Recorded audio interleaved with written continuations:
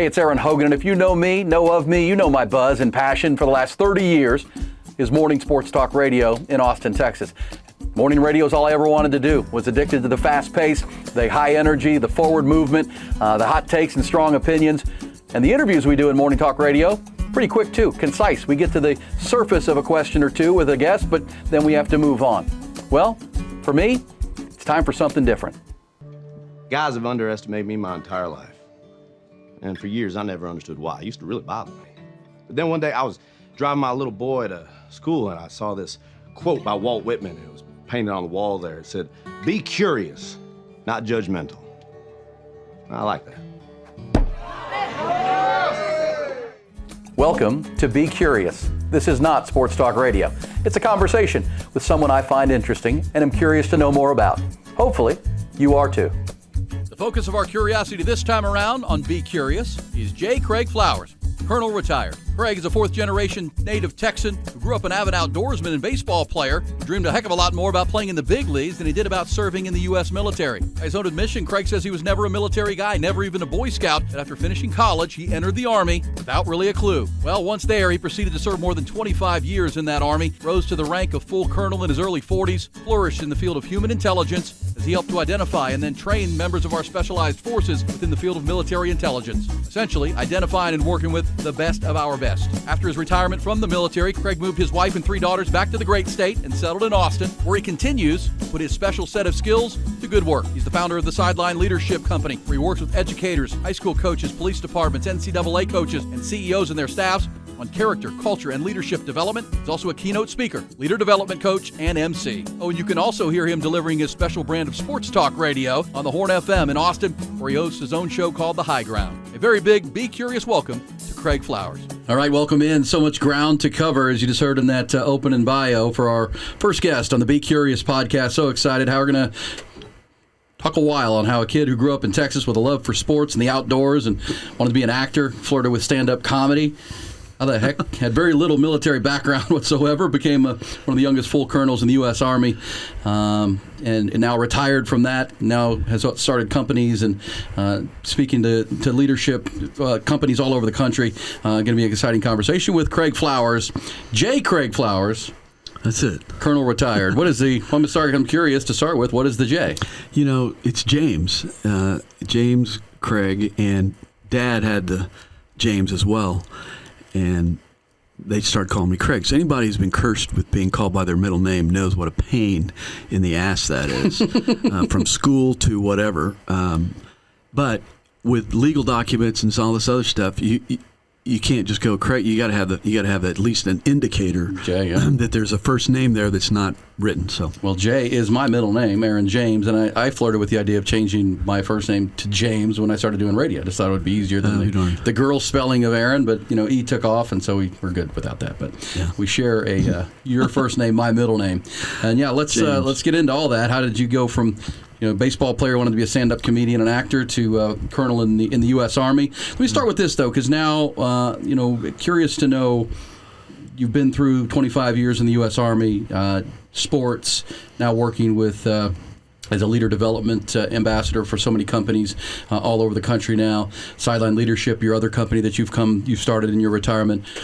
Could you tell our audience what you think right now is the best definition of leadership you come across or developed over your time? Best definition of leadership? Typically you hear when you're asked that question during an interview, or because coaches get asked that question all the time, and it's filled with cliches. Lead by example, do what's right when nobody's looking, or the one that you sometimes hear, which is choose the harder right over the easier wrong, which is actually taken from the cadet prayer up at West Point.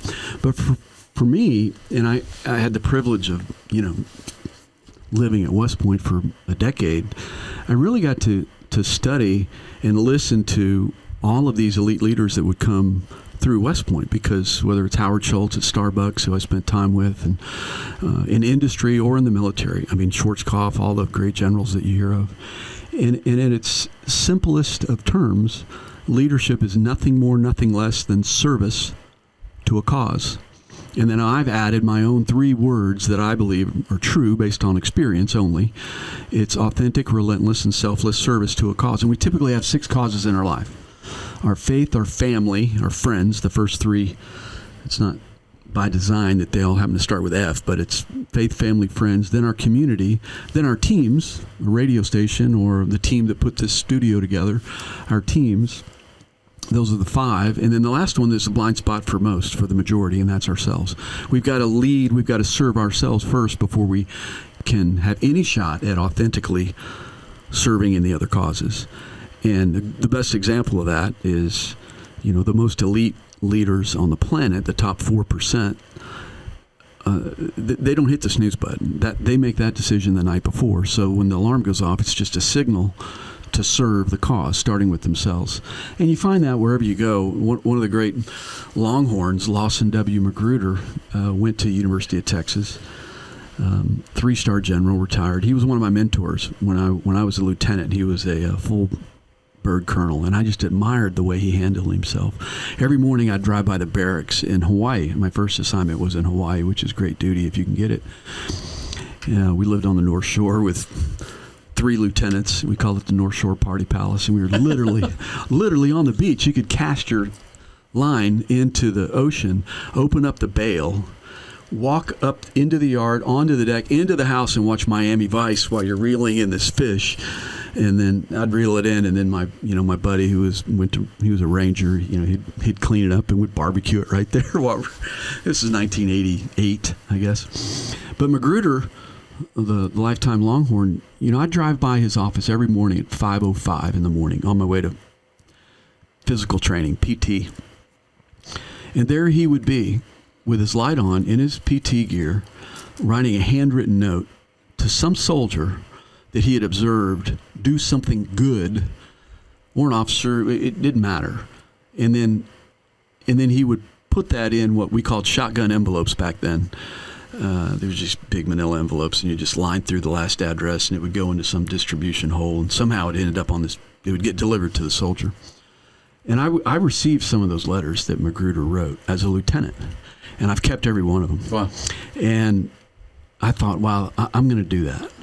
If I stay in the Army, I'm going to handwrite letters to people that have had, I've seen them do things, and I think I hopefully have passed that down to our daughters but he started every morning serving himself, answering the bell, and then serving others, teams, but faith, family, friends, community, teams, and then ourselves. So service to a cause, that's it, man. And because I've heard you say this many times, whether we're at a golf tournament or any other event, I mean, you see a service member in the airport, you see a military man somewhere, and or female, and say, thank you for your service. A lot of times you'll say, well, thank you for serving too.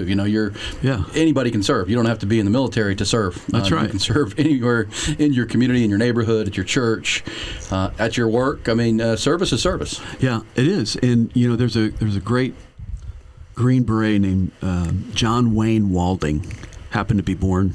His name's John Wayne Walding, and he was born on the 4th of July. He's a great American. You ought to read the story. It is unbelievable what John Wayne Walding did.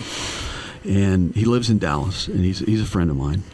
And whenever someone thanks him for his service, he smiles and says, "You're welcome. Make it worth it." Yeah. And,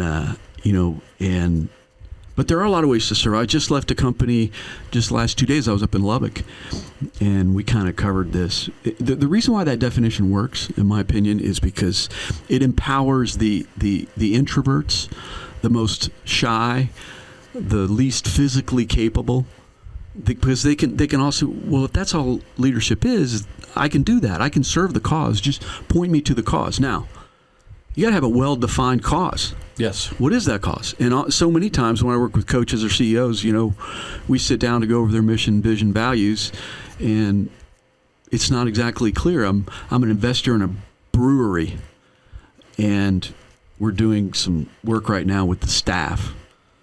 And the owner of the brewery, who started this, I had him, tell me what your cause is. Tell me what your mission is. And he read me the mission statement. Well, my gosh, this thing just dragged on and on and on. It was like the song that never ends. And that I get that because he didn't know, but the simpler the better. And sometimes a mission can just be a tagline. Yeah. When I say, build the ultimate driving machine, you know exactly who I'm talking about. That's their mission. As long as we're doing everything to build the ultimate driving machine, you're serving the cause. So good stuff right there. Well, we'll double back into the military time, and there's just so much ground to cover here, and what you're doing currently, as you alluded to just then, which is exciting. But let's go back to growing up in San Antonio, playing baseball. Speedy left-hander. We'll get to the point where you go from Ranger Junior College to TCU and off to the U.S. Army without much military background at all. But take us back to growing up and playing ball in San Antonio, trying to, make your way to the big leagues. Yeah, so we all wanted to. We all wanted to. I still want to. There's not a week that goes by that I don't have a dream about baseball. Yeah. Every week I have a dream about baseball. And I heard you earlier this week when you were doing your morning show. When I saw Field of Dreams, I too cried. Yeah. I remember where I was. When on the first date, it wasn't good. I'm crying in front of this first date, blubbering. Yeah. It's like, oh, sorry. Yeah, that's how much I love the game that much. But going back, Oma and Opa Wyrick, they came over from Germany and settled in Johnson City and Fredericksburg, and they opened liquor stores when they came over. And I can remember Oma and Opa. Opa didn't have teeth when I knew him. He was in his late 80s. I think he lived well beyond 90s, but he loved to have a big piece of peppermint all the time. And so they would bring me to his bedside, and as a little boy in Johnson City, I could remember bringing him this. I was so proud to bring him this piece of peppermint. And he would smile with no teeth, and I'd talk with him a little bit. And so spent a lot of time in Johnson City, Fredericksburg. My grandfather, now I'm a Wyrick, which Admiral Nimitz is a Wyrick. Oh yeah. So he was. Museum. Yeah, he's like my, I think, fourth generation cousin, Admiral Nimitz, but my grandfather was a welder. I think 8th or 9th grade education, something like that, in San Antonio, and my grandmother spoke German in the home. But we lived on Bitters Road. 2511 Bitters Road. It's no longer there, but whenever you drive through San Antonio, you see the signs say Bitters Road. So I have fond memories of that. And I worked at the San Antonio airport one summer for Delta Airlines, unloading bags. Sounds hot. Oh, it was terrible because Delta did Mexicana airplanes as well, and they always put the rookie. I was 19 years old. They shoved me in the belly of the beast. It was like 107, 120 degrees, and we had steel-toed shoes on. So. But Dad played baseball. He was the first one to get a college education. He played at Trinity University with Jerry Grody, who's the most famous catcher. Yeah, he's the most famous baseball player at Trinity University, number 15 for the '69 Mets. Famous for catching Nolan Ryan in his 105-mile-an-hour days. He's featured. Jerry is featured in what's the name of that? The Nolan Ryan documentary, Facing Nolan. Yeah, Facing Nolan. Jerry's on there. Yeah, and Jerry and Dad they were best friends. And so Dad went to Trinity, stayed at Trinity, and had me very young. And so here he is, married with a young son playing college baseball, and he's got no way to support this family. And so Dad went into the Army. Dad took ROTC classes and became a lieutenant. And we started living all over the world at that point. I lived in Izmir, Turkey for a year. I got attacked by a cat down at a fruit market. Had to get 14 shots. Let's see, it was 4 shots a day in my stomach for 14 straight days. In Turkey? In Izmir, Turkey. I think, and I can remember that because they had those crappy little green and yellow lollipops. They didn't even have the purple or red ones. And Dad would have to somehow coerce me 14 straight days in the station wagon because I knew what was coming. I mean, it was like a little, training a pet or something. I knew I had to go get these shots. But baseball was always part of our lives. We did it everywhere we went on Bitters Road. And so we started moving all over the place. Dad spent a lot of time with me throwing a baseball around. My uncle played as well. He played at Pan American University. Baseball was really their way of getting a college education. Therefore, it became my way as well. And we ended up living in West Point, New York, from 71 to 74. I was just a little kid, 7 years old. But we often would go to New York City and stay with the Grodys because Jerry Grody and they were living in crappy little apartments. Pitching for the Mets, yeah. Yeah. Ketchen. And Ketchen, I should they had these little, crappy little apartments that the New York Mets were living in. Dirt yards but I thought it was cool because Jerry took me under his wing and he'd show me how he gave all the signals and then we'd go to the game that night. And to me, he was just a family friend, but he hated New York, by the way. He told me many times he couldn't stand it. You've seen Facing Nolan. Nolan didn't. Well, and Miss Nolan, she didn't like it much either. Miss Ryan was not a fan of New York. Aaron, if you ask Nolan Ryan, he calls it a receiver. Who was the best receiver you ever had? He'll tell you Jerry Grody. There was a reason why Grody was featured on Facing Nolan. Oh yeah, sure. Because that was his favorite catcher. Nolan demanded it. Yeah, which is great. So from West Point. Yeah, we played Little League Baseball in Würzburg, Germany. And that's where I really fell in love with the game and saw that I had a chance to play somewhere. Then we moved into Arkansas, and I was known as the German kid. Living in Arkansas, I'm known as the German kid. I'm a Texan, fourth generation. And then so I went to 3 different high schools. And then from Arkansas, we moved up to New York again. And I finished high school up in New York, which, man, that crushed me because I wanted to go to MacArthur High School or Madison, in San Antonio. And here I was going to have to finish up in New York, which I knew was going to be tough to get a look at to play baseball. And there were 2 schools that recruited me, TCU and the University of Central Arkansas, the Bears. Ironically, coincidentally, both teams wear purple. And but I was 147 pounds. I did switch hit, which is an interesting story. And I tell kids this all the time. I read in a Reader's Digest. I was reading, remember the little square book? Reader's Digest. That Pete Rose said the only way he was able to play beyond high school was to be a switch hitter. And so the moment I read that, I was like 15, 16. I ripped out that little article and I taped it to my mirror. And I popped the cap off my green Easton aluminum bat and I filled it full of rocks. I taped it shut. And I made the decision that night in my room at 16, I'm going to become a switch hitter. And I took 500 swings every night only from the left side because I threw left-handed, but I batted right-handed. Yep. And I just 500 swings, and then I carried this heavy-ass bag of balls and tee down to the Hudson River, and I would just hit. The first ball I hit off the tee, I hit it into the Hudson River. Gone. I'm like, this ain't going to last if I keep hitting balls in the Hudson River. But no one was with me then.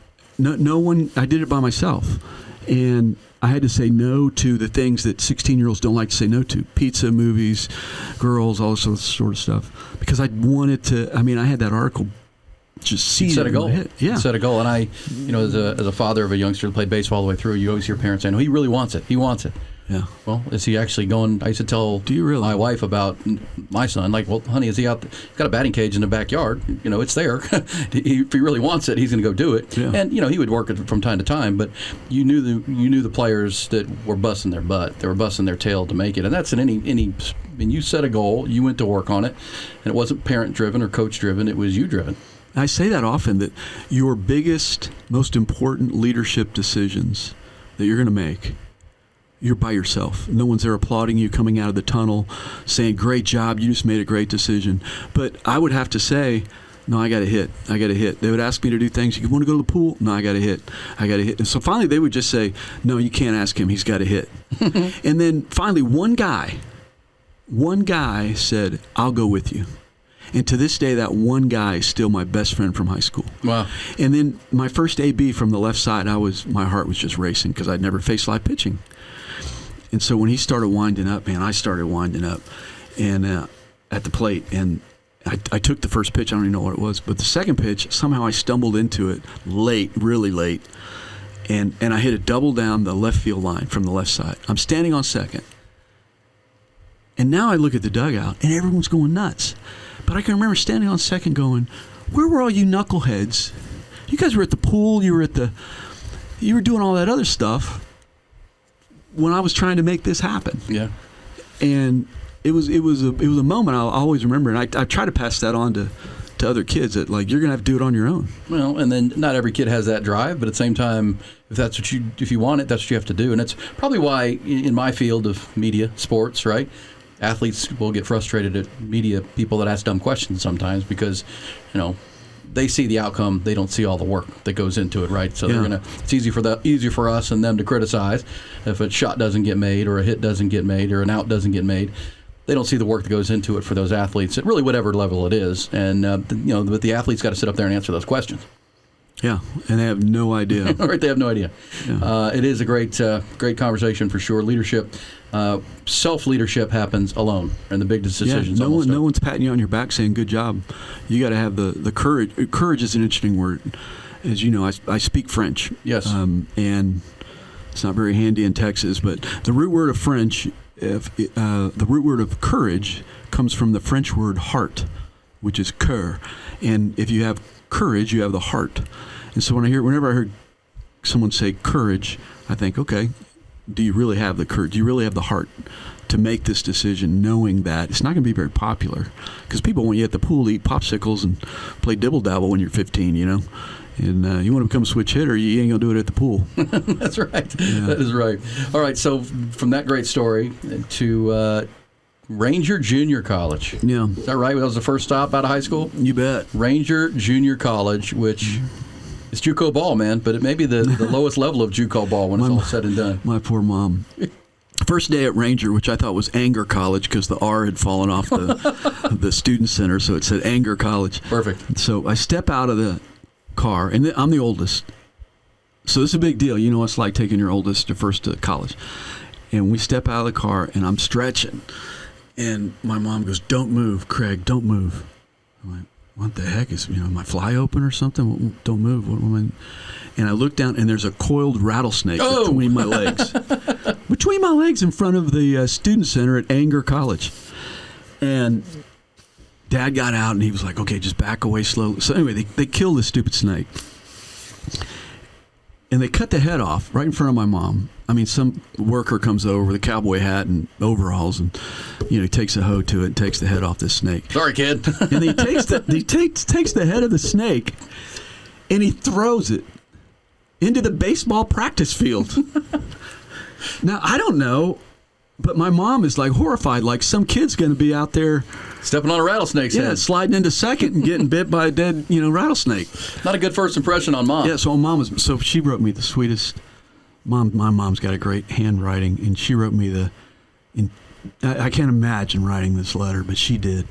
And it just said, I remember her saying, "I'm so sorry that, you're a Ranger and this and that and the other."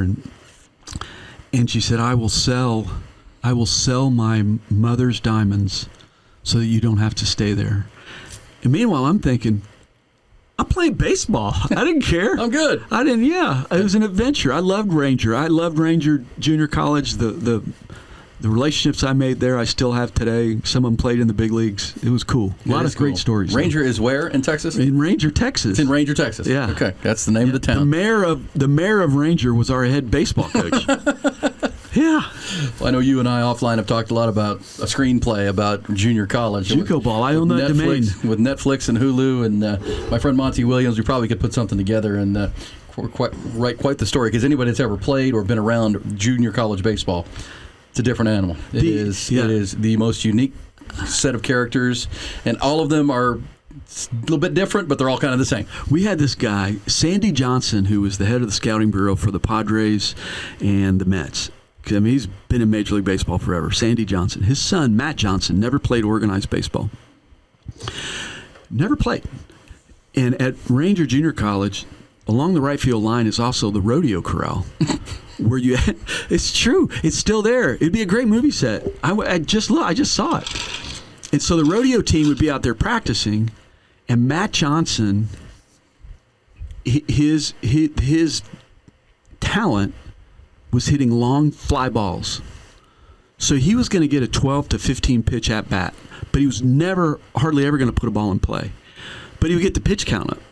So Matt, who never played organized baseball, and he was an existentialist, he studied Nietzsche. I mean, this guy was crazy. One of those guys. Yeah, so Matt would, he would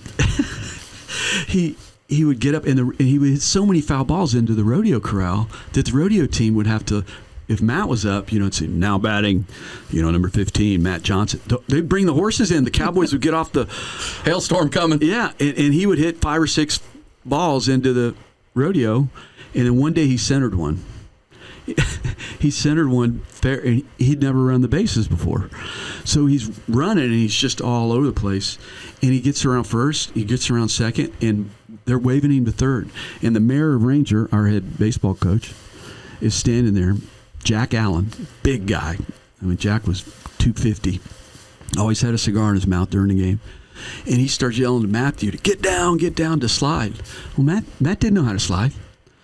He didn't know how to hit long fly balls that he did during Major League Baseball batting practice. If you don't know how to slide and you've been told to slide, it is an awkward process while you're running. Yeah, and so what do I do? How do I slide? So Matt just jumps in the air and throws both feet out and his arms, and he lands his butt right on the third base bag, bounces off the bag into Coach Allen and knocks Coach Allen down.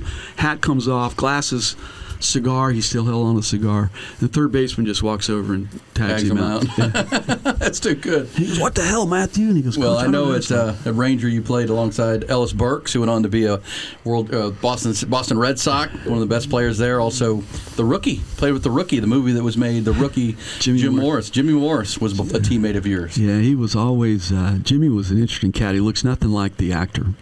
Because that's Dennis Quaid. I mean, gosh, who among us looks like Dennis Quaid? You know what I'm saying? Yeah. So Jimmy's a big dude out of Brownwood. His dad was in the military, was a warrant officer. And what I loved about Jimmy, he had a heart of the hide Rawlings baseball glove. And man, this thing was unbelievable. And I can remember going into his room and just looking at it going, man, this is a Pro 6 heart of the hide. Man, this is the best glove ever. And he had it perfectly broken in. And I just wondered if I was ever going to have a ball glove like that. But Jimmy was always complaining at Ranger. I mean, complaining of not being an everyday player, because he was a great athlete. He was an all-state football player and did all these other things.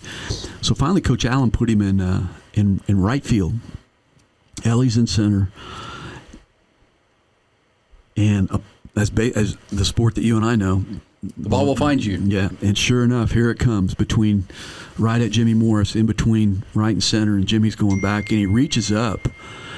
That's going to happen on a podcast, isn't it?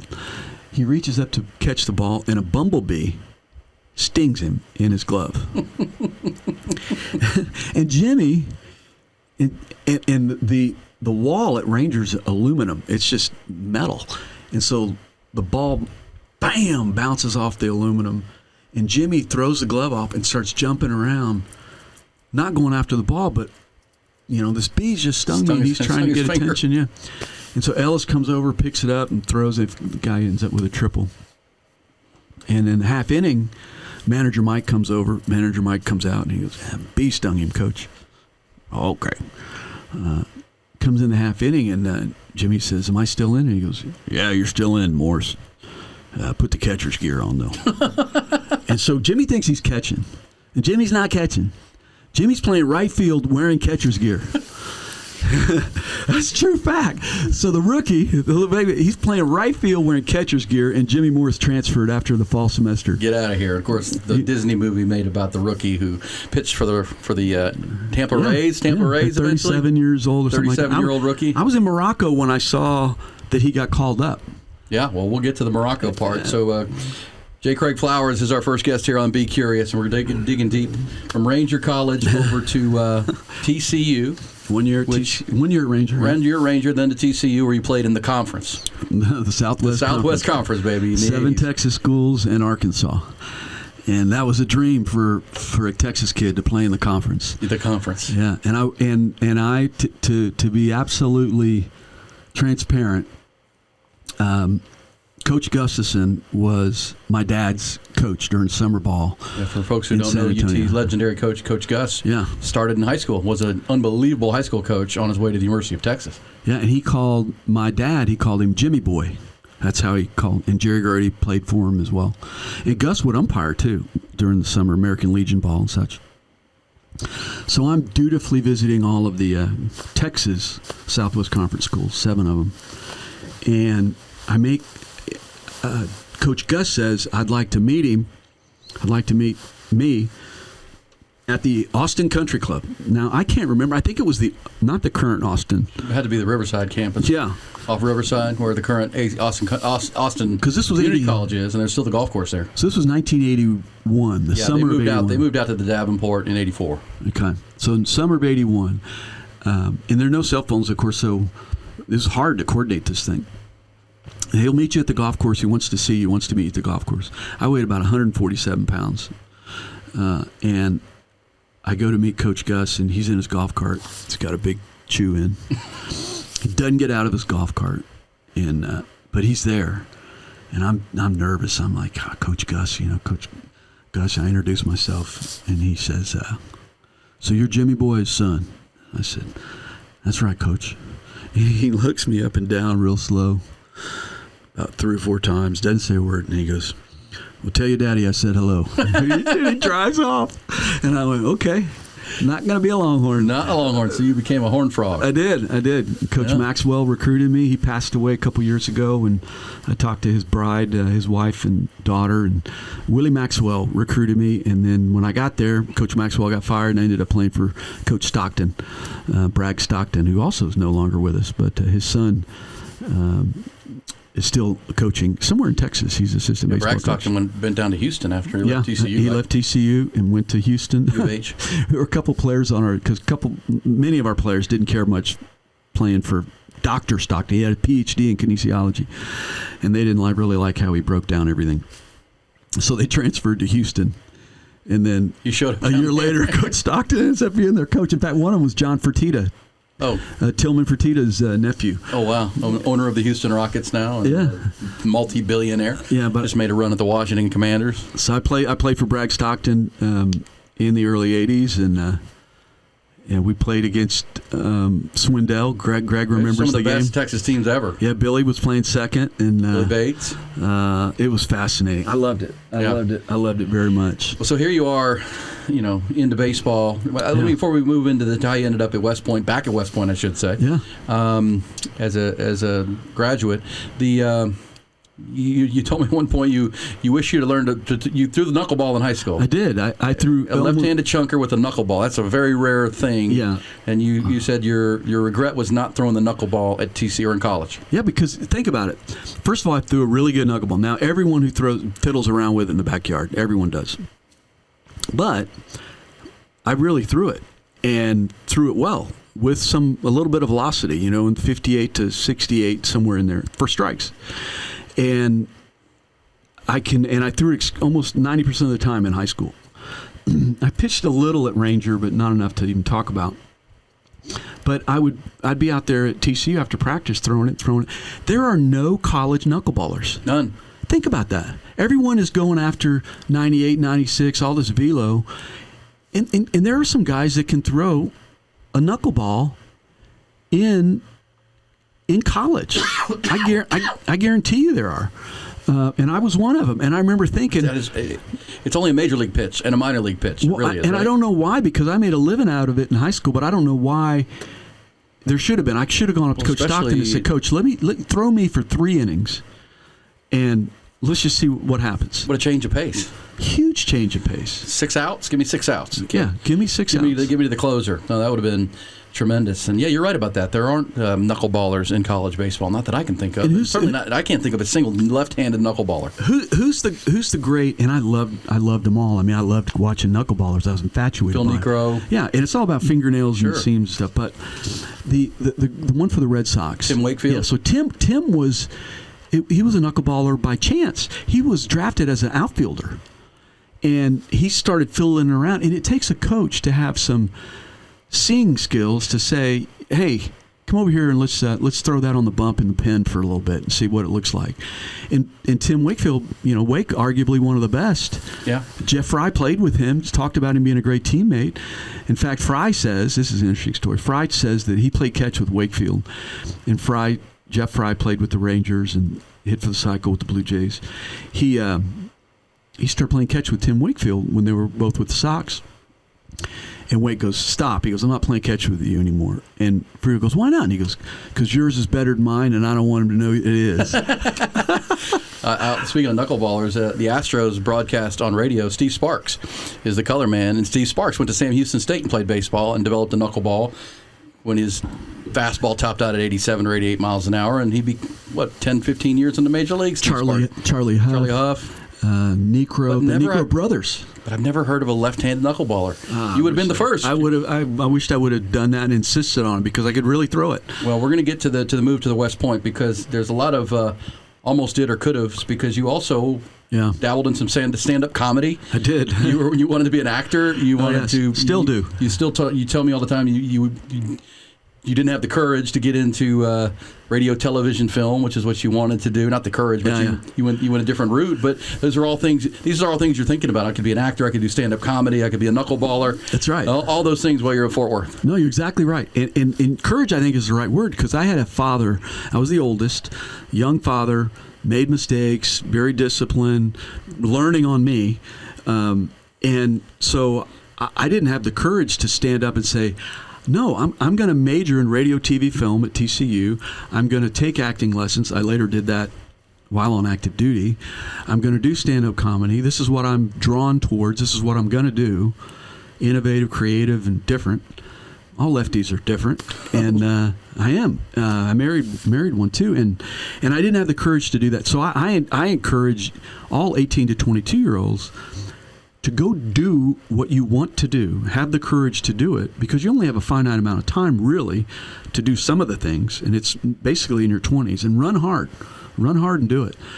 But also know that you ought to choose a major into something that can also generate some income. Yeah.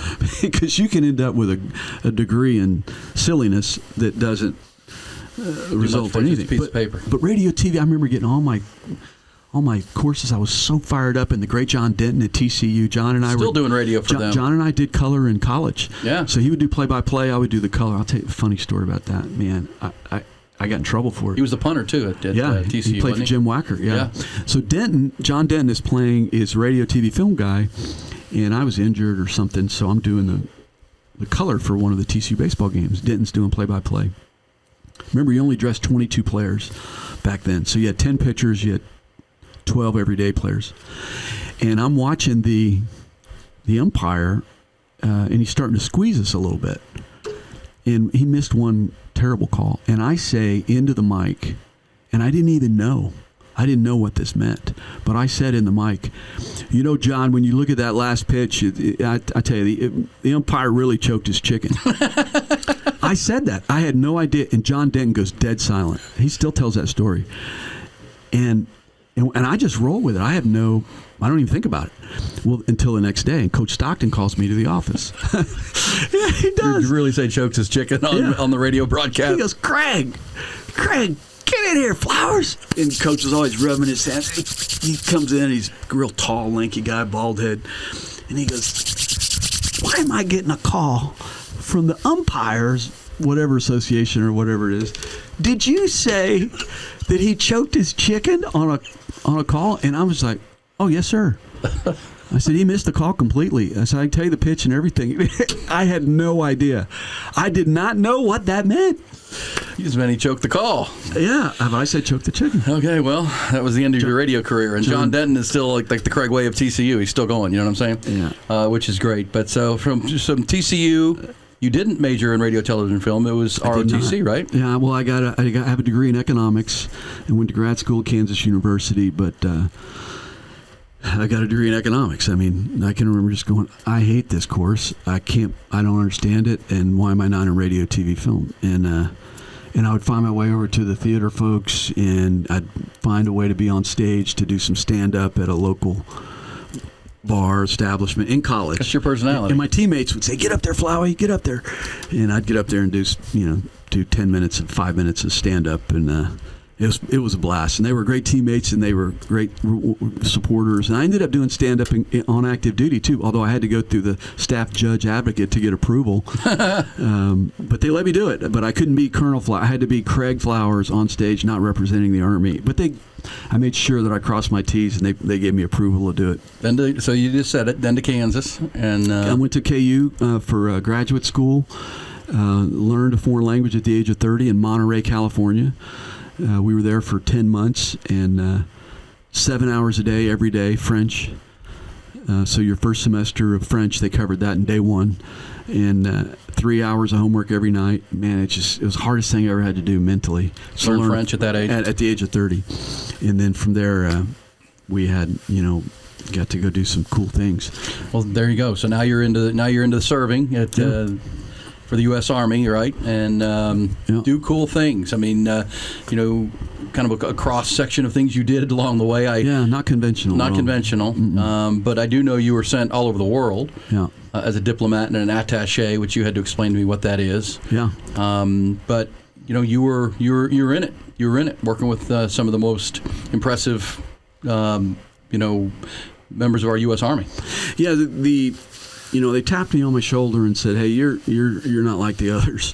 Who's they? They'd be the U.S. Army. Whoever's watching, they just kind of said, "Hey, you're a little different. You're not a conventional guy." And I served 4 years in the conventional military, the 25th Infantry Division, and then they kind of said, "Hey, you act a little differently, and we have a place for you, and it's a place where everyone's on first name basis. There's no rank.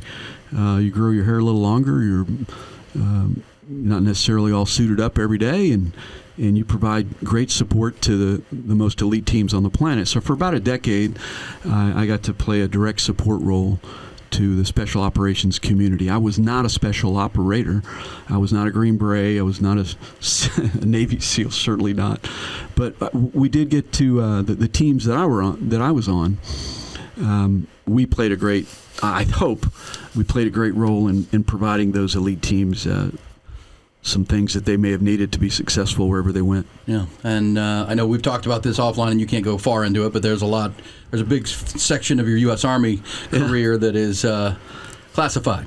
It's off the books. Yeah, I had some unique assignments and others that were not so unique. But when I finished serving in that part of our armed forces, I had the privilege of getting to choose really where I wanted to go, and they asked me where I wanted to go, and I said I want to go to West Point, and they just laughed at me. I'll never forget the call. They go, "No one." So you were coming back from where were you at that point? Morocco? I was in Morocco, and I was a diplomat there, and working for 2 U.S. ambassadors, both presidential appointees, one a Republican, one a Democrat. Learned a lot from both of those experiences. Was there during September 11th in North Africa, and led the strategic communications plan out of the embassy for North Africa, and that was fascinating, quite a challenge, and obviously a day we'll never forget.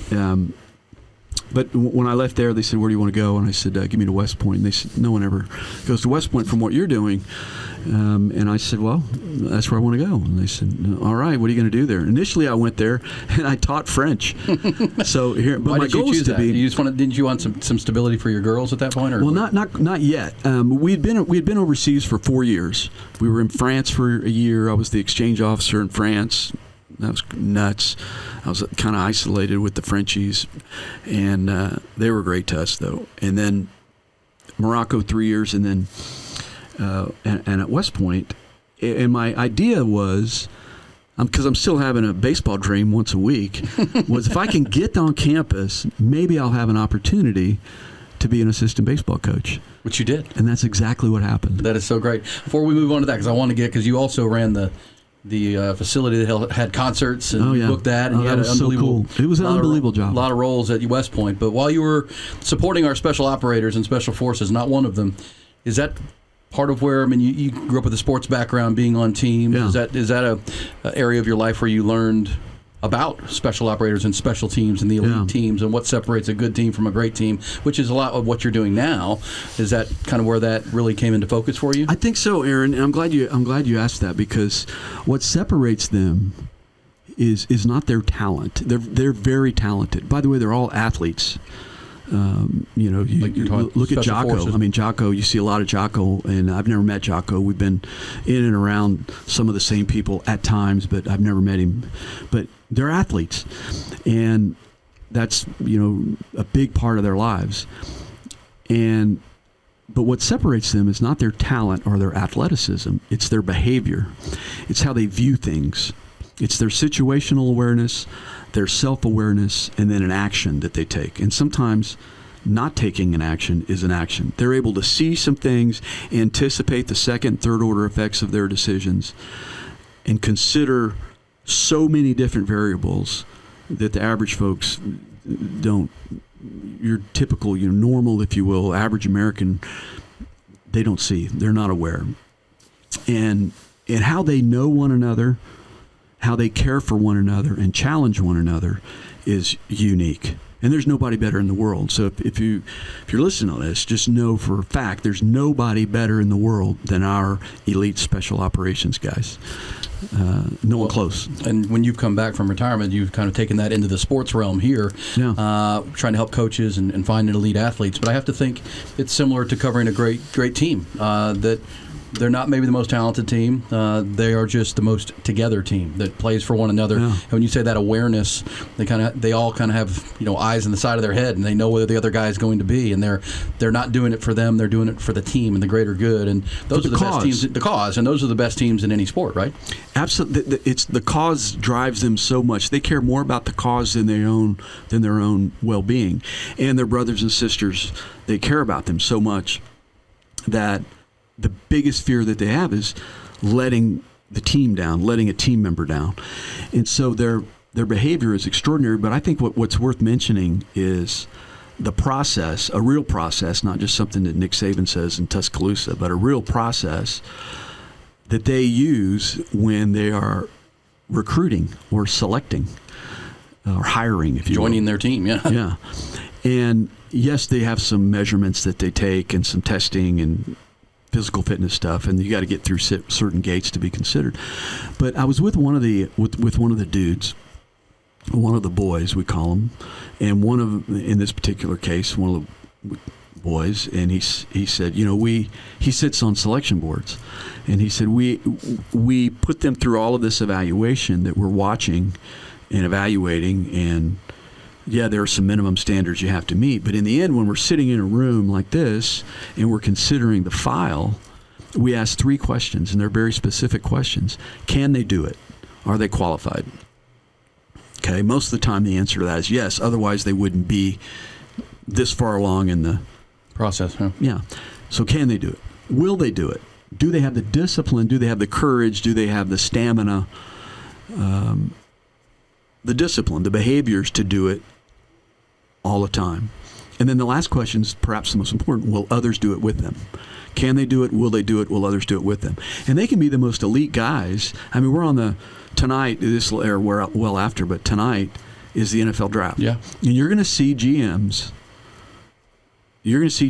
fail in their picks because they're going to be so infatuated with pure talent. And they're going to be blinded by talent that they're not going to see the behaviors and the character issues that this particular player is going to bring in, this toxicity, the drama that this player is going to bring into the locker room. Well, with those guys, the top 4% of organizations, they don't have time for that nonsense. So they don't care how skilled you are. You got to have enough skill to be considered. But this is all about your behavior. Can you do it? Will you do it? Will others do it with them? And if there's a no or a hesitancy to any of those questions, they can go serve somewhere else, but they can't serve on this unique team. And I think that's interesting as you cross it over. The NFL draft is tonight. We're recording this on a Thursday night here in the Clifford Studios in East Austin, Texas. I love this. Can you believe what Jamie's done This here? is tremendous. The Clifford Studios, and we appreciate Jamie for having us. Jamie Frazier. Yeah, everybody's talking about it. I love the crossover with the NFL draft because that's exactly right. And what I've learned from you is the first, the 3 questions. Can he do it? Sure, you wouldn't be, to this point of a possible draft pick if you couldn't run fast and jump high and catch a football or whatever. Does he have the discipline? Probably. That can be a little bit iffy at this point of the draft with some immaturity. But at the same time, will others do it with him? And I always think that whenever I hear you say that, I also think, and will he get in the way of others doing their jobs too? Because that becomes a big factor too. Not only will people follow him and do it with him, or does he become a distraction to the whole process? Does he become a guy that's just in the way of me doing my job? Like, I don't need to worry about him. Is he on time today? Did he read his playbook? Did he get his stuff done? That just gets in the way of my process, and I don't need that. Right? Those are the guys that these teams have no ego. I mean, They special forces, the special operators. Yes, they have a certain level of confidence, but their ego is put aside for the cause of the mission and the team, and they're very protective of that culture and anybody that threatens to that culture, because there's a certain rank structure, but everybody's on a first name basis. Whoever can get the job done is the one that's going to get told or have the opportunity to, and it may be the youngest guy in the room with the least amount of experience, but he's the most qualified, and he's going to get the job. We're in the NFL, and I've told you what Bill Polian told me personally. Hall of Fame general manager, architect of 4 Super Bowl teams, and he was like, Craig, man, we're lucky if we get it right half the time. Yeah, even though we do all this stuff, we're lucky if we get it right half the time. And you mentioned some stat that was crazy to me about the second year or second contract. Yeah, well, the number is this. I mean, in the NFL, they have 32 first-round draft picks, and they're now slotted, right? They put a rookie salary cap on about 13 years ago. So everybody, the first pick makes X amount for 4 years and a fifth-year option, second pick, third pick, all the way down. And so now the big story is, do they get that second contract? That's that's the next big thing for those rookies. And the numbers since they've instituted the rookie slotting system, it's under 50% for sure. I think it's like 43% of the players drafted in the first round sign a second contract. Yeah. So now some of those guys get hurt and retire. Some of those guys, go to another team or get traded. But most of them just don't make it. They aren't all the assessment, all the evaluation, all the combines. You have a first round pick. This should be rock solid, and less than half the time they get it right. I know of some special operators who have turned down a promotion, which is more money. Sure. Not a lot of money that they make, but they've turned down a promotion so that they could stay with their team. That's how much they know, care, and challenge. I mean, that they don't want to leave that team, because once you're a part of that, Belichick had that going on for a long time.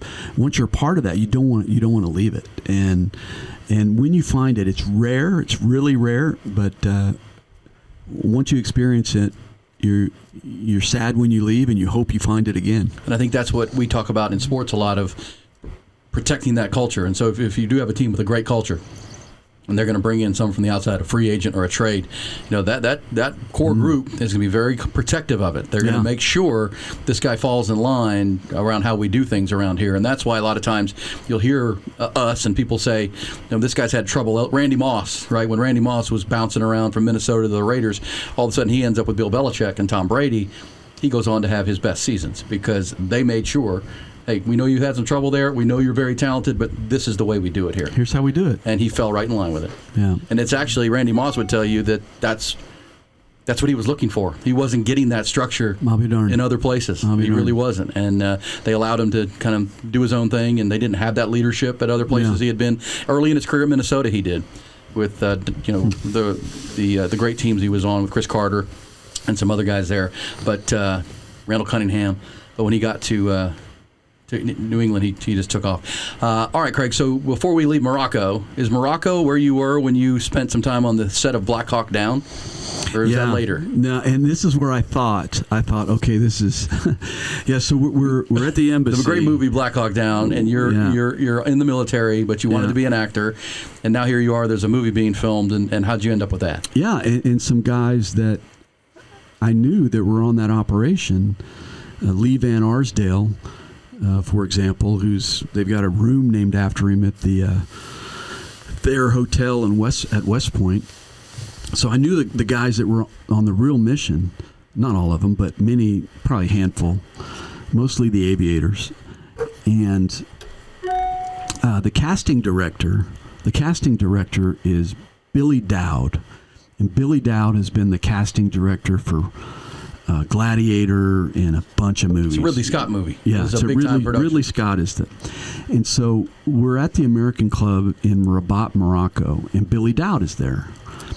And many of the members of the embassy team, the country team, knew what I really, what I had ambition to do was to be an actor. Whenever I hear Matthew McConaughey talk about how he got his start, I always envisioned that was going to happen to me.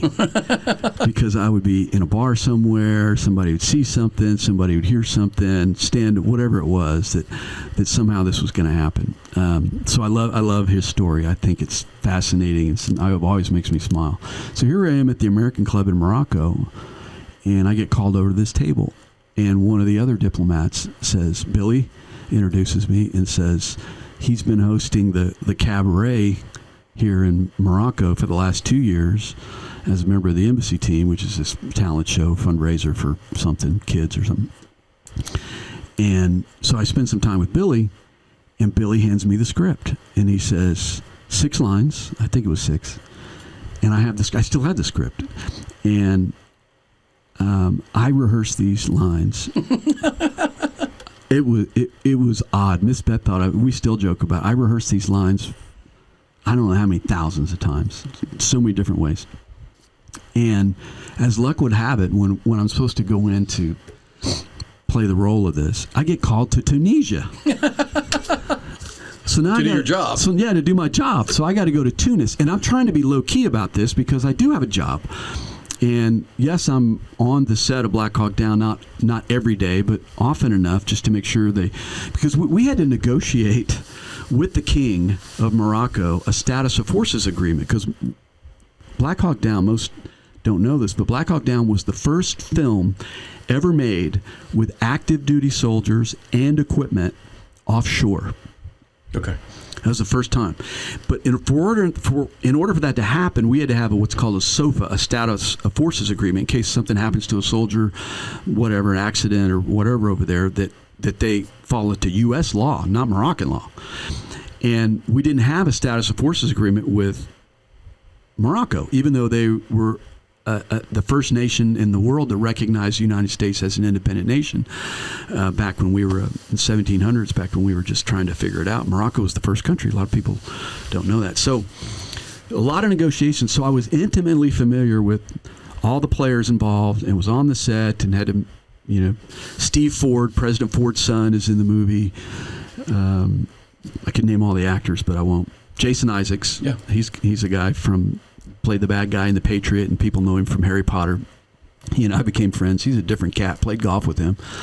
But I get the script and I practice these lines, and I got to go to Tunisia, and I'm like, it's not going to happen. And I would have loved to have been a part of that, really to tell that story about those great soldiers that did unbelievable things for one another and for the mission. But Hartnett was the star. Yeah, he was supposed to be the next Tom Cruise. Met him a few times. He was always worried about whether or not he always needed coddling from Ridley. I was with Ridley one night, my wife and I, and they're filming something.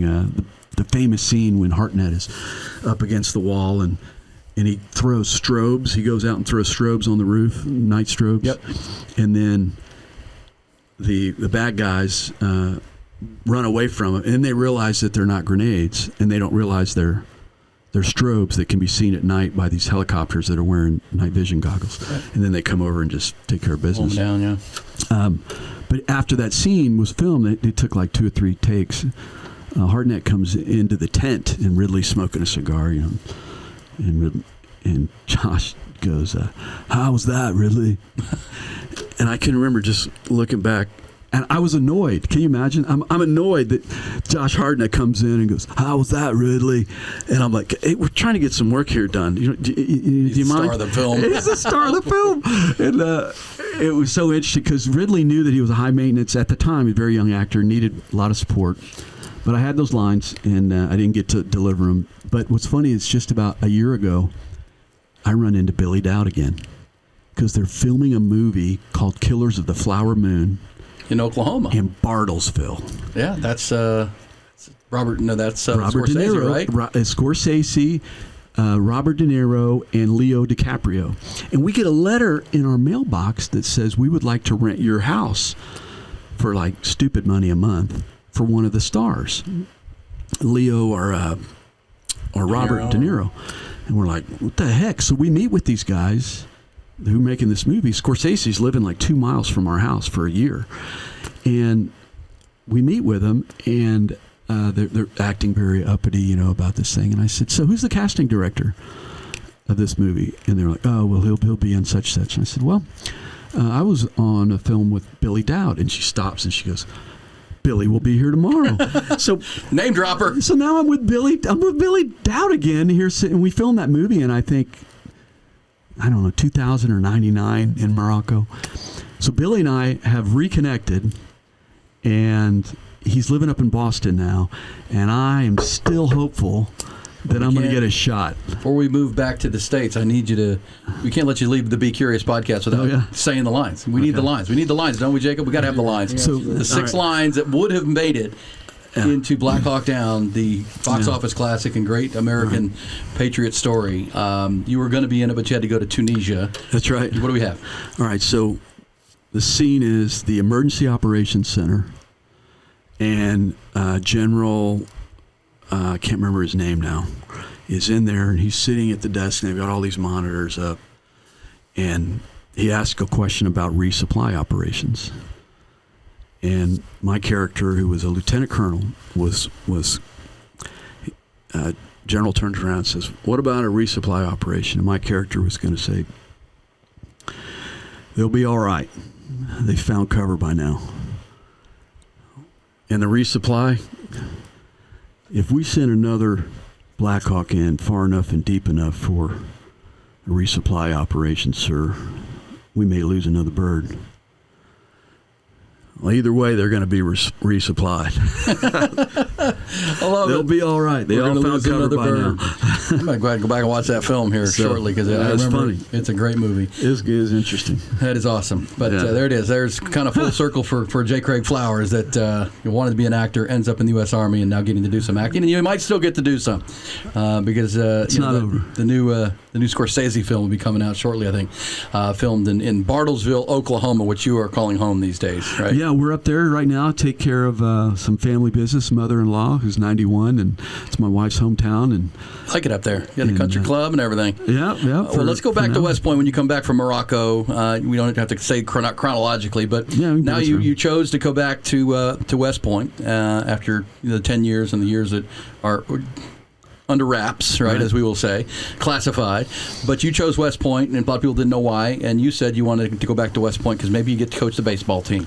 Yeah, I got to do it. And taught French and kept my mouth shut and just taught French for the first 2 years. And then you hear tink, tink over at Doubleday Field and kind of worked my way over there. And next thing I know, I get the opportunity to be the assistant baseball coach. I had the outfielders coach first base during the games. We're number 33. In fact, if you go back to 2004 or 5 NCAA baseball, the first base coach that you can build your roster on is number 33, a bald guy. It's me. So I made some video game NCAA baseball. You did it. Yeah. And didn't you guys got lost at Florida State in the regional one? We did it, and it was by God, just crap what happened. And I know I can say whatever I want right now, but I'm doing discipline. So we finished 39-14, first ever 4-game sweep of Navy. Cole White, great kid. Go Army, beat Navy. Yeah, great kid out of Midland. He's one of our stars. He gets drafted by the Pirates. But I'm coaching first, and early in the game, we're the number 4 seed. We're playing Florida State. They're the number 1. They got the Player of the Year playing center. And we hit a double down the line. We're going to score 2 runs here. It's 6 inches fair. And he calls it foul. You're on the line. You see this thing. I'm right there. I'm coaching first. So I take my hat off, which was the signal to the head coach that the call was missed. And I walk out to the chalk line, and I just stood over the line. And it's dead silent in Tallahassee. I mean, everyone saw what happened, to include the head coach for Auburn, who's watching the game right there. 4-team regional, so there's 2 other teams watching. Yeah, and South Alabama was the other team. And I slowly get up, because this game's televised, so everyone saw it on TV as well. So I can't say a word. I'm a lieutenant colonel at the time. If I say one word, I'm going to get tossed. And everyone knows that you look at the daggum game day thing, it says, active duty lieutenant colonel. I can't say a word. So I wait till 2-3 innings go by. And every baseball team has one player that when they take a lead at first base, for some reason, and they're athletic, they can't get back when the throw comes over, a pickoff throw. And our guy was Mylan Dinga out of Florida. Dinga. And sure enough, later in the game, he gets picked at first, and the umpire calls him safe, but he was clearly picked. And I just kind of stepped back and I said, well, that's helpful. We're about halfway where we need to be. You cost us 2 runs. Yeah, and then in between innings, I did walk out deep late in the game, and I said, I look at those guys in our dugout, and I think of them being overseas, riding around in Humvees. And I look over in that other dugout, and I see guys that are going to get drafted and made by major league teams, also driving Humvees. Two different experiences. So one of them's going to be defending your right to make a more courageous call than what you did early on. Yeah. And he didn't say a word. He knew he screwed it up. Well, that happens, the human cause, but it certainly didn't happen to be the hometown call, did it? Was that Florida State, if memory serves, at Tallahassee? 3-2 we got beat. Yeah, and 2 runs would have been a fair ball.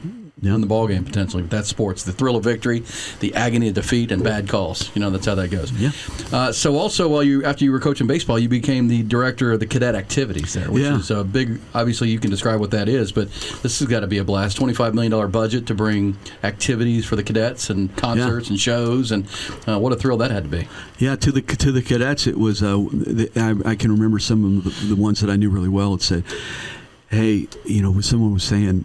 When they were pointing out colonels, they were going, "We like that one. That one makes fun happen at West Point." So it was. There it is. Remember, there's the headline, Jacob. Yeah. The colonel that makes fun happen. Yeah, and that's true. And we did. We tried to. We tried to bring a little bit of. It's a different. I didn't go to West Point, but. I tried to bring some semblance of some sort of college experience. Pretty rigid life. Yeah, and I wanted to bring a little color into what is otherwise a black and white granite 4 years, granite rock there on the banks of the mighty Hudson River. But it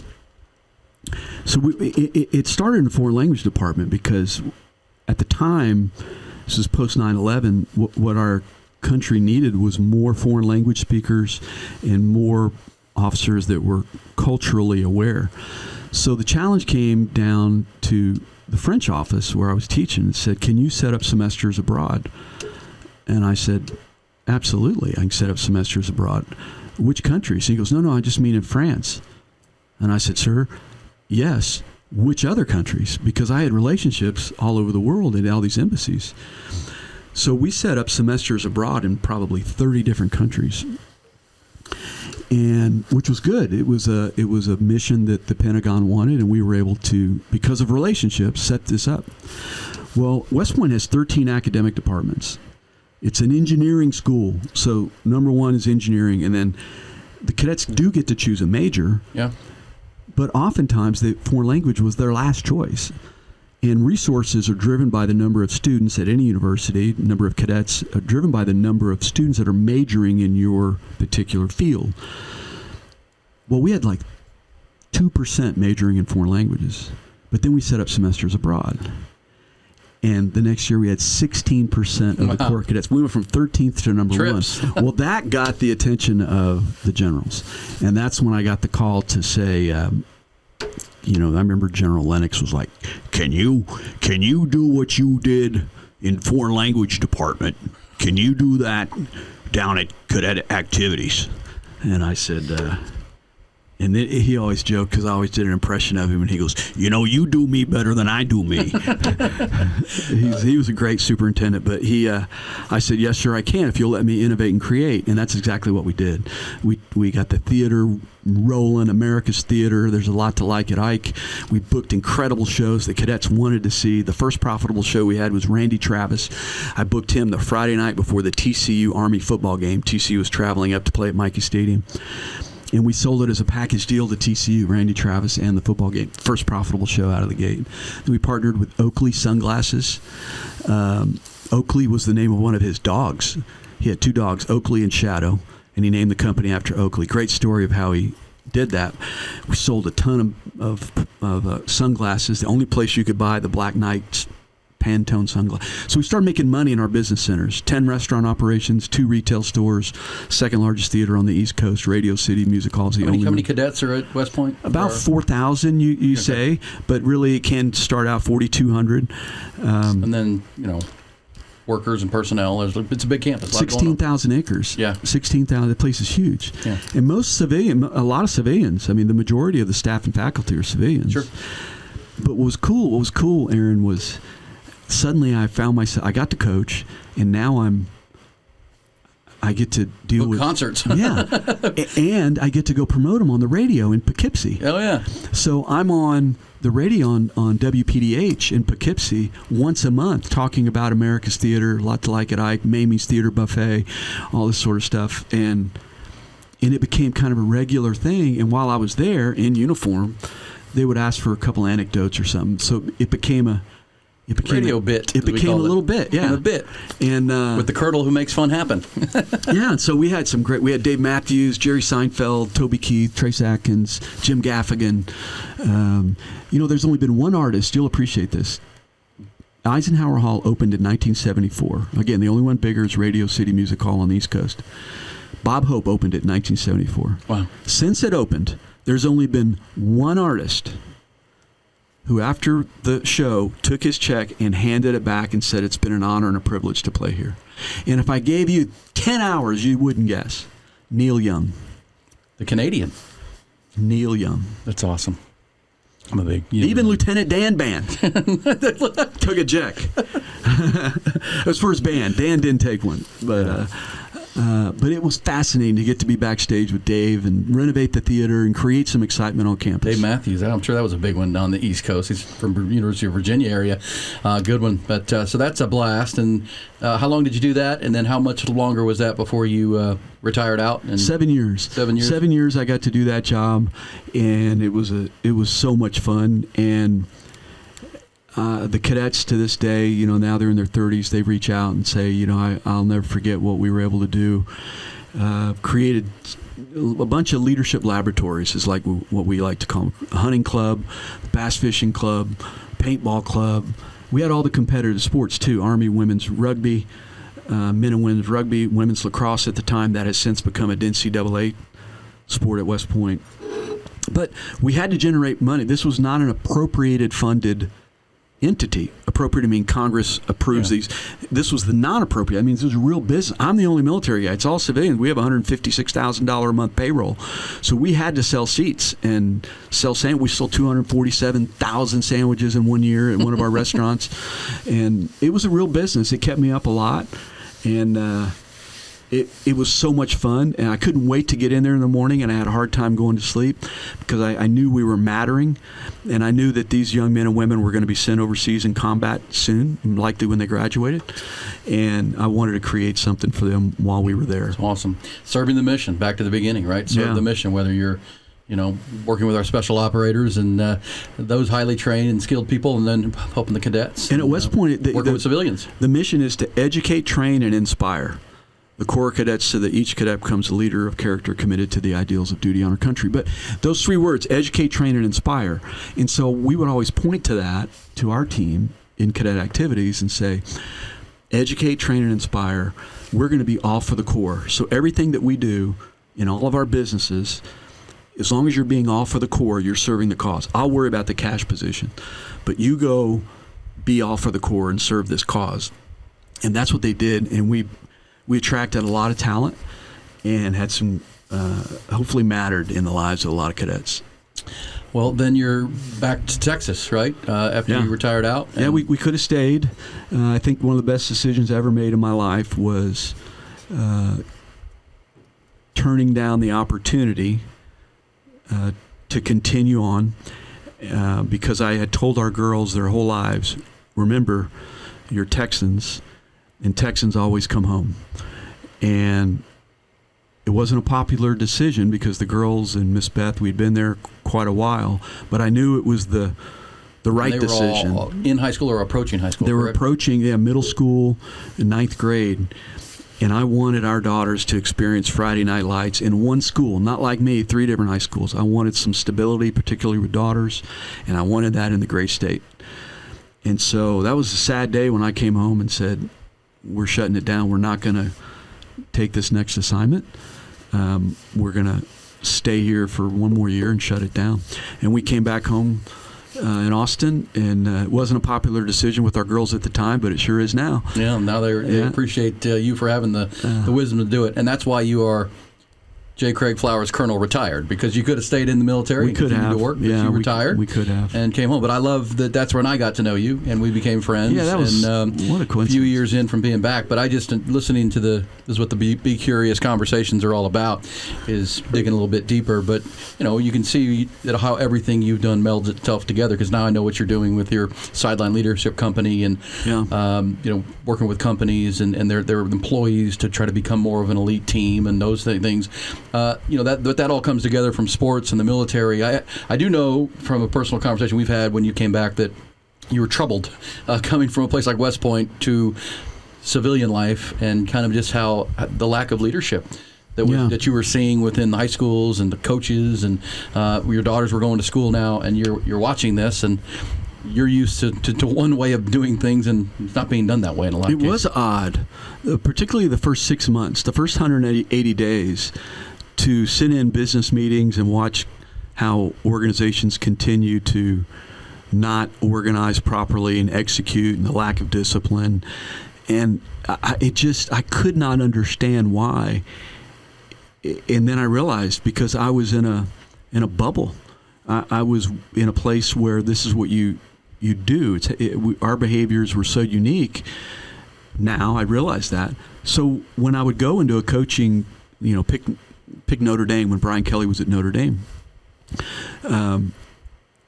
Before you go to the Notre Dame story, tell me how you got into that line of trying to help coaches, because you and I talked about that, and you had already been working with Brian and Coach Kelly when we talked, but these coaches are making millions and millions of dollars, but just by your base observations and your human intelligence training, you can tell they don't know what they're doing. They know football. They know X's and O's. They know X's and O's and, rock 'em, sock 'em, but they don't know how to lead, and in a lot of cases, not all of them, but they're kind of out there on an island by themselves, highly paid, sure, high expectations from a fan base, but they're kind of flailing at times.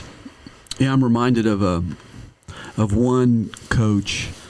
It wasn't me. It was another guy that I actually served with at West Point, and we were sitting down with this one coach, or he was sitting down with his coach, and said, tell me about your core values, and the story is, he said, the coach goes, "Oh, I know what those are. They're written on beautifully signage. We just spent $250,000 on the signage right out there," and he says, "Okay, it's a family." Commitment, I'm making these up, discipline, and they stopped. And he goes, "Man, that's all I got." I walk by them every day. We use them for recruiting. We just spent $250,000 on them, and I can't. And I found that he a colleague and buddy of mine told me that story, and I have since found that to be true. People will say trust the process just because Nick says it, and then when you scratch a little further, there's no real process. Working hard is not a process. It's part of the process, but that's assumed we're going to work hard. That's expected, but real processes really don't exist. I'm leaving here Monday to go down to work with a bank in Houston, 170 banking executives, and we're going to talk about real processes that you can incorporate, whether it's in business, whether it's in families, whether it's in athletics. But I mentioned Brian Kelly because we were going over some particularly interesting sets of information. We had some information on some players that we were able to glean through an assessment on an iPad, and we were breaking it down into details, and we finished it, and we were going over all the stuff about, and I talked about the Boise State, University of Oklahoma 2007 Fiesta Bowl. You remember that game? Yeah, best game, one of the best bowl games that finishes ever. Well, you remember that for two reasons: for the wedding proposal and the Statue of Liberty. Yeah. But what won that was not what won the game. Obviously, what won the game was the behaviors of Chris Peterson, the head coach, and Jared Zambransky, number 5 for Boise State, and the lack of preparation and rehearsals and behaviors of Bob Stoops' team, because there's a pick six with about 2 minutes left, and the fans are going nuts. Oklahoma fans are going nuts. Oklahoma, they're in the they can't even get 11 players out to kick the ball off. They have to call timeout. They're celebrating. Yeah, Kevin Sumlin is on that staff, Bob Stoops' staff. You remember the game. And they wanted to, squib kick it. They ended up, or they wanted to kick it deep. They squib kick it, something like that. And meanwhile, Jared Zambransky, who was raised on a potato farm, who had to figure stuff out because his dad was sick. He threw the pick six. Yeah, he threw the pick six. By the way, I've since learned, because Mike Sanford was the backup quarterback. He was at Notre Dame on the coaching staff. He was the backup quarterback. The receiver ran the wrong route. But Jared Zambransky didn't blame the receiver. He immediately just came over, change of mission mindset. With Peterson, they had rehearsed how they were going to behave if something went wrong. Meanwhile, Oklahoma had not rehearsed how they were going to behave if something went right. Yeah. And it was a soup sandwich on OU side. And Miss Beth, who I love, she's doing the Boomer Sooner dance. Sooner fan. Yeah, and I like that dance. So I like OU to score a lot because I get to see the dance. But as I watch Zambransky and Peterson having a discussion, I say, uh-oh. And she stops right in the middle of a part of the dance move. And she goes, what? And I said, honey, this game's not over between that guy, the quarterback and the coach. She goes, oh, and she's on the phone with her dad. She's like, Daddy, he thinks this game's not over yet. And I said, honey, I'm just telling you, that behavior I've seen before, and it's rare, and this game's not over. And then, of course, you know what happened. And Boise State stayed locked in. They had prepared for that, and Oklahoma was already starting up the bus. Yeah, and Mike Sanford was at Notre Dame. He goes, that's exactly what happened, and that's why Zambransky was the starter and I was the backup. But after we were doing these tests and stuff with the Notre Dame team, Brian Kelly comes up to me and says, hey, Craig, will you address the team?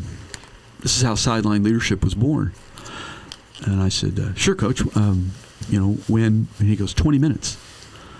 Oh, and so change of mission mindset. Yeah, I have nothing prepared. I don't have anything. And Brian goes, follow me. And we go down the stairs, and we're going down the stairs with Brian Kelly, and I see the sign, play like a champion, and I'm like, Coach. And he goes, I know, just give me your phone. And so I give him the phone, he takes the picture, and we go out, and now I'm standing in front of the Notre Dame football team in their theater there. In fact, the guy that plays for the Dallas Cowboys now, the linebacker, is sitting right in the front row with Jalen, yeah. Smith. So Jalen's sitting in the front row, and I relied on Jalen a lot during that 45-minute, 1-hour presentation. But when I finished that presentation, Brian Kelly walked down, and he kind of hits me in the shoulder, and he goes, that's what you need to be doing.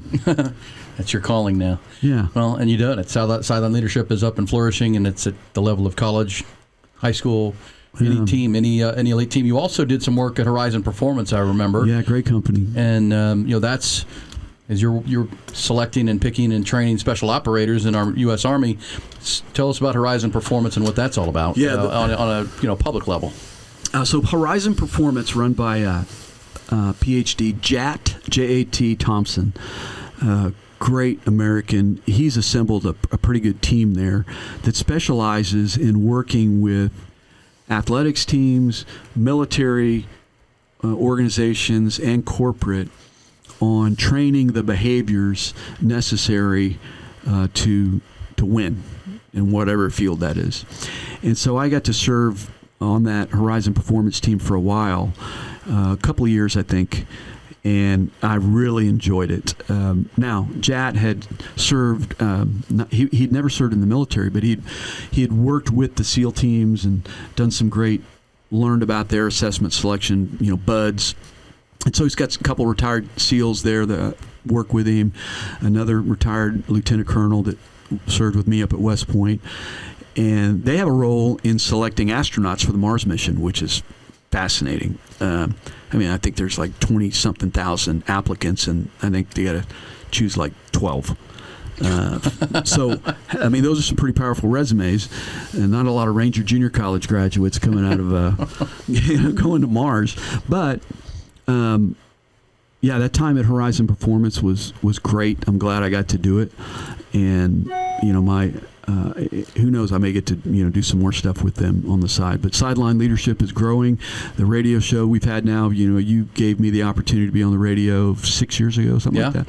And I can't thank you enough. I'm a weekly listener on the high ground. I'm always there when I can on a Saturday morning. Yeah. And no, we've visited, had these conversations, and said you should be on the radio. That would be, I think our audience would enjoy listening. Because I do think it is something that the leadership, the character idea, and you have taught me a phrase, character reps, right? Yeah. In your development of human intelligence and training, you believe most anything that you're weak at, you can rep yourself to be good at it, right? Or at least proficient at things. Is that fair to say? Yeah, to a point. Yeah, physically, I mean, you and I aren't going to dunk a basketball. No. But to a point. So it Speak really for yourself, involves, by the way. Throw it down. It really involves, two parts of the brain. The prefrontal cortex. I've learned this from a great friend of mine, Dr. Eric Kale, who's no longer with us. He was also a colonel. Octavius Bishop and I have had this discussion. Prefrontal cortex, which is responsible for emotions and decision making, and doesn't fully mature for males till about 26, 27 years old. Females a little bit earlier. So whatever you load in the form of character development, will load on that prefrontal cortex and kind of serve as a hard drive, as a discipline connector to behaviors down the road. But what we know is we're born with a personality, but character's developed. I mean, you may be born with an extroverted, introverted, colorful. If I asked, Jamie, how did you pick your dog, or how did you pick your dog? You'd say, perhaps, that dog, we didn't pick the dog. The dog picked us, came out of the litter. That's because of personality. But if you don't train that dog, you're going to have a dog with a great personality that makes a mess in the house. So you have to rep character if you want it to show up. And, 225 pounds is what the NFL uses to measure strength. And why is that? 45-pound plates on a 45-pound bar. Every person that's bench pressed 225 remembers that day. But they didn't dare get under 225 pounds until they first started with the bar, and then 135, and then they got stuck at 185, and it seemed like they were never going to get above 205. And then one day 225 went up. And it's the same thing with character, only a little different in that if we ran a marathon yesterday, we're not going to run a marathon tomorrow. If we max bench press today, we're not going to do it tomorrow. If we break a collarbone today, we're not going to go out and play tomorrow. A physical rep, we have to heal. It's not always the right thing to do. Yes, it develops us physically, but it's not always the right thing to do. A character rep, on the other hand, is always the right thing to do, and it develops your character. So when I'm working with young people, I say, when you look at that dishwasher full of clean dishes, don't see a dishwasher full of dishes. See a leadership laboratory that allows you to go rep character and empty that damn dishwasher. Not because you like doing it, but because you're exercising discipline. You're repping character. And if you do that over and over again, you see the clean clothes in the dryer. Most teenagers go in, grab their favorite shirt, shut the dryer, and leave. If you see things different, you train your seeing skills, you'll see that as an opportunity to rep character discipline. And if you do that over and over again, one day, 225 pounds of character is going to go up. Yeah, that's right. And, got a lazy kid out there, and you can help them. They're not lazy. They're just not seeing the opportunities if they find it. I think that is a great way to put it. As we're running along here, but the hat you're wearing, we got to get into this a little bit. Confidence Game is the hat. This is along the storied path of J. Craig Flowers. Crazy. The crazy story. Some of your teammates at TCU, baseball, way back. 2010. 2000. Well, you played with them in the 80s at TCU, and now in 2010, you're still friends with them. You're in the U.S. Army, and they want you to invest in a little racehorse stable. Yeah. I can remember it like it was yesterday. I'm there, seated at my desk. There's the Hudson River. I had this office. The director of cadet activities at West Point has the best office. I mean, you're right at the bend where they put the Great Chain across. There's Constitution Island, where the two sisters wrote the famous song "Jesus Loves Me," and you get to see everything happening on the Hudson River. I mean, it's right there. So my phone is here to my left, and I'm doing something. My phone rings, and I look down, and it's 817. Area code in Fort Worth. And I'm like, "Who's calling me Fort Worth?" And I answer it, and it's Kirk Godby. And he goes, "Hey, Flowey." Who was a teammate of yours at TCU? He was our second baseman. Kirk Godby out of Fort Worth. And he goes, "Hey, Flowey, what are you doing?" I go, "Dude, I got a lot going on, man. I don't know what it was. Got stuff happening. Dave Matthews or something." And he goes, "Hey, we're going to start a horse stable." And I go, "What?" He goes, "Yeah, we're going to start a horse stable, and you're going to be one of the founding partners." I go, "What are you talking about?" And he goes, "Yeah, you're going to be one of the founding partners." And I go, "Dude, I can't afford that. I can't. I'm still on active duty. I don't even know what you're talking about." And he goes, "Well, you don't have a choice. You're in, and I'm just really calling just to let you know that you're in." So, and I said, all right, I'll see you, G." And I hang up the phone and kind of forget about it. And if you look at our silks, our jockey silks, there are 8 stars for the 8 founders. 3 stars on each sleeve, one in the front, one in the back. Evidently, one of those stars belongs to me, so I'm one of the founders. So don't tell my wife Stables is founded. Yeah, it's founded in 2010, and Godby tells me, Kirk Godby says, we're just going to have a lot of fun. We're going to buy horses at a much reduced rate with a great trainer. We're not going to have monthly bills, and our goal is to have a lot of fun. But one day, our goal is to win the Kentucky Derby. And I'm like, all right, whatever. Well, turns out, I don't know if this will air probably after the Kentucky Derby, right? Well, we'll use some of it on the radio show ahead of time, I think. So May 6th, the first Saturday in May is when the Kentucky Derby. We bought a horse called Confidence Game, and I'm wearing his hat right now. And for $25,000 in 2021, he turned 3 years old last Sunday. So he's one of the youngest 3-year-olds in the 20-horse field, and he's in the Kentucky Derby, and we fly out Saturday morning, 8 a.m. wheels up. We leased Ross Perot's 737, and we're going up there, and I'm a baseball guy, so I don't want to jinx it, but we're going up there, and we'll see. We don't know. We don't know when we're coming back. You had a horse in the Kentucky Derby a few years ago. Yeah, but the interesting thing about that is he was in our stable, but I was not one of the owners. Okay. So he was in as one of the founding partners of the stable. But you were a part owner of this horse. This horse, yeah. Yeah. So I got 3 skin in this game. Yeah, it's a big deal. Miss Beth's going with us, and friends and family. Woody Englander's going. My good friend Woody. Yeah. Yeah. What a treat. Former Texas golfer Woody, and pretty good stick. Did you know what happened to him? No. He broke his femur 2 weeks ago at UT football practice. Whittington. Took him out, standing on the sidelines. I tried to tell him, I go, Woody, you can't go with them. You got to go against them. When they come at you on the sidelines, you learn this working with SEC teams, that when they're coming at you, you're not going to get out in front of them. You got to go against the grain, and they'll be by you in a flash. Well, he broke his femur. He had surgery. I just talked to him yesterday. He had surgery 4 days ago, and he's recovering. He's going to the Derby, though, on crutches. He's not going to miss it. Yeah. Well, I'm not glad to hear that, but he's my partner, and you're my partner at the Mullet Open, Bucky's golf tournament. My partner on the radio, which happens to be the Friday before. So neither of you guys will be there.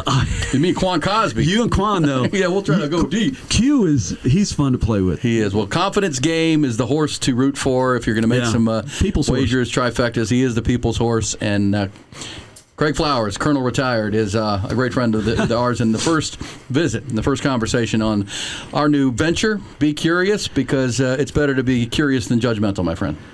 Yeah, I'm glad you're doing this. Me too. Yeah, it's kind of neat. It is. On the radio, it's just it can be rushed and driven by. You've got to earn money, so you got to have pay bills. Yeah, but this is interesting. It gives a little more. I do know a lot of interesting people, and so that was kind of the genesis of it. Let's sit down with some people that have done great things and fun things that people know their names and have heard some of the stories, but we'll try to dig deeper, and I think we've done that with you here today. How you got from Ranger Junior College to the U.S. Army to full Colonel Retired to now sideline leadership, your own radio show, and maybe going back into acting now. You know what I'm saying? Maybe you're going to go back in. I'm going to Billy Dowd. I want to do that. And a horse in a Kentucky Derby. That's crazy. It's a crazy life. It is unbelievable. I love it. I still can't. And 3 daughters who are doing great and representing our family well, and they're all going to marry great Texans. Can I ask one thing here before we finally wrap? Because as a father of 1 daughter and 2 sons, I can't imagine when your daughters and you're highly trained in human intelligence and reading the human psyche. Yeah. How was that with boyfriends as your daughters are? It was hard on the boys. I know. Yeah, because I didn't stutter. So I had a sport court. We had our home in Barton Creek West, and I had a sport court built with lights. That's the important piece. You got to have lights, because I wanted to create a competitive environment, not for our daughters, to attract men, boys, who were going to come and compete while I was on the grill. And I could watch how they competed, how they responded to failure, how they responded to that's exactly what happened. We made some cuts. We did a little Dion, Coach Prime. We did a little Coach Prime cuts. You're not welcome back. But yeah, I had access to their phone 24/7. Really? Oh yeah, and they knew that's my I'm paying for that phone. That's a communication device. And they knew I'd walk in and say, hey, phone check. And if they were 14 or 16 or 17, they would just hand me the phone. I would open it. And if there were some great texts in there from great young men of character, I would say, hey, this is Annie's dad, Julia's dad. Just, checking her phone. I see your text here. Appreciate you reaching out, and good job working on the homework project, whatever it is. Now, the opposite of that is true, of course, as well. And that happened too. I look forward to meeting you, young man. Yeah. Well, and for parents listening to this saying, my child would never allow me to do that. How did you had to build that? Well, I just made it clear. This is my phone. I'm lending it to you, and I have 24-hour access to this phone. If you want this phone, this is one of the conditions of the phone, if you would like to have this phone. Otherwise, here's a flip phone, which we did with the youngest at one point. She kept losing her phone. I go, I think the iPhone 6 was out. And I go, hey, I want to introduce you to the iPhone 10. And I go, here it is. This is it. And it was an old flip phone. And I go, this is what you're using for the next 6 months. And I'm sure, knowing you, that there was structure to the phone, times they could be on it and times they could use it. And but it wasn't unreasonable. No, it's not. I gave them room to fail. And they did. I mean, that's what they do. And we had some, sometimes we would just say, so what do you think that should be the response of a parent when they, see this or experience this? What do you think we should do about that? And typically they would come up with something more, harsh than we could actually come up with. But if you're asking, I try to help as many of my friends as possible. But if you're asking, how was your day? Do you have any homework? You're not going to get anything out of that. You're going to get from young men, from teenage boys, they're just going to grunt at you. Yeah. How was your day? Huh? Do you have any homework? Huh? When they come home, they're tired, they're hungry, they want to check their phone, and they got to go to the bathroom. That's not the time to say, how was your day? Do you have any homework? If you do, you're going to get the same stupid response for all the way through the number of Christmas trees that you have left with them at home. And once they leave home, they will have spent 90% of the time they're going to spend with you in an average lifetime. So build quality time. Well, you got quality questions at the right time. Well, you have to set the condition. The best thing to say is when you see him, happens to be true, I'm so glad to see you. That sets the conditions.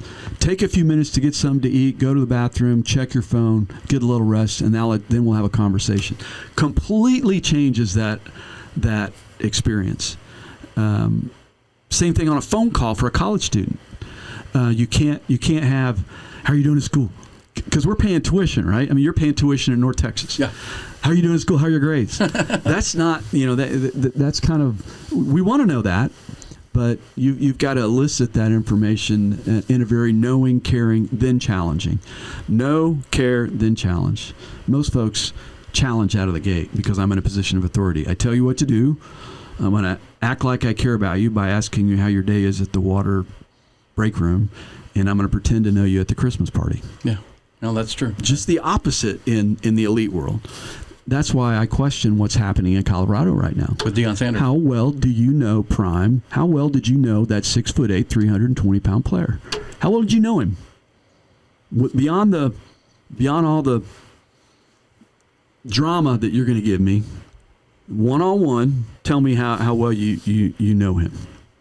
And one of the things I often hear, I hear you say it too, in radio here all the time. We'll see. You hear that all the time. We'll see. We're going to see. We're going to see. And usually when I say we'll see, it's like I'm doubting this is going to go good. Yeah, that's right. There's kind of an implied thing in there. We'll see. Yeah. Well, that's great. And I love whenever we've had you on the radio, the parental advice you give is golden. Because listening to you answer the question of how was it with boyfriends with your daughters, knowing you and your daughters did a pretty good job of they cross-checking their own boys. They knew that if I pulled up to the house, that I better not see that. Yeah. And that if the young man is there sitting on the porch with them, no boys in the house when mom and dad aren't home, that he comes to meet me at the car. And that's not unreasonable to me. First, last name, don't mumble, look me in the eye. And we're going to see if you can do that over and over again. And what we know about, character, when you're in Morocco, when you're overseas, you don't get commercials. TV commercials. Instead, the Pentagon pipes in stuff to you. And you have to take a physical fitness test in order to stay in the Army twice a year, in April and October. And so some of them are kind of corny that they send in, but this one was pretty good. And there's two soldiers in a bar having a beer. And the one soldier goes, dude, tomorrow's next week's our physical fitness test. And the other goes, yeah, maybe I ought to meet you at the track tomorrow. And the guy goes, okay. So next scene, they're at the track. And they're running around the track one time, and they fall over dramatically into the infield, huffing and puffing. And while they're laying there, someone comes by, just run. It's obviously someone who's really fit, comes run as they're laying there huffing and puffing. The guy goes, man, look at that guy. How does he do it? And the other one says, I don't know, but he's out here every day. I don't know, but he's out here every day. There it is.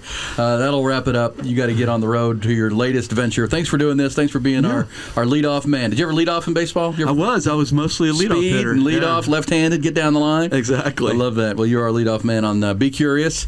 And last question I'm going to ask all my conversations. Okay. Do you have a couple of people I should make a guest on Be Curious, make a conversation with? No question. One of them is first, our co-host on the high ground is Jamie Frazier. Jamie Frazier. Everybody's talking about him. And here's why. Rarely are you going to have the opportunity to meet someone who has had 10 combat deployments. I know of one other who's had 11, but rarely will you meet someone that's had 10 combat deployments. You will never meet someone who's had a combined 10 combat deployments as a special operations helicopter pilot in both the Army as a captain and in the Navy later as a commander. I mean, it is so rare, and here we are. He's right under our nose. Unicorn. He's an American hero. He cares deeply about our country, his friends, this community, and he would make an exceptional conversation, yeah, about what it was like to. And you got to scratch and kind of dig a little deep because, he did have to, crash a helicopter at one point when they ran out of hydraulics, and I need him to tell that story in the middle of the night, where there was very little hope of surviving, and it's an incredible story. So. A great one. Jamie is one, and of course, I have to. I could pick so many. Dr. Eckert is a fascinating man, Greg Eckert, but Will Roman is an interesting cat. This is a guy that started the boot company, the Chiso's Boot Company out of West Texas, and he is a fascinating, deep human being that's got a lot of layers to him. Great one. Got him down. Jamie Frazier, Will Roman. Thank you, Craig Flowers. You bet. I'll see you on the high ground. Send it.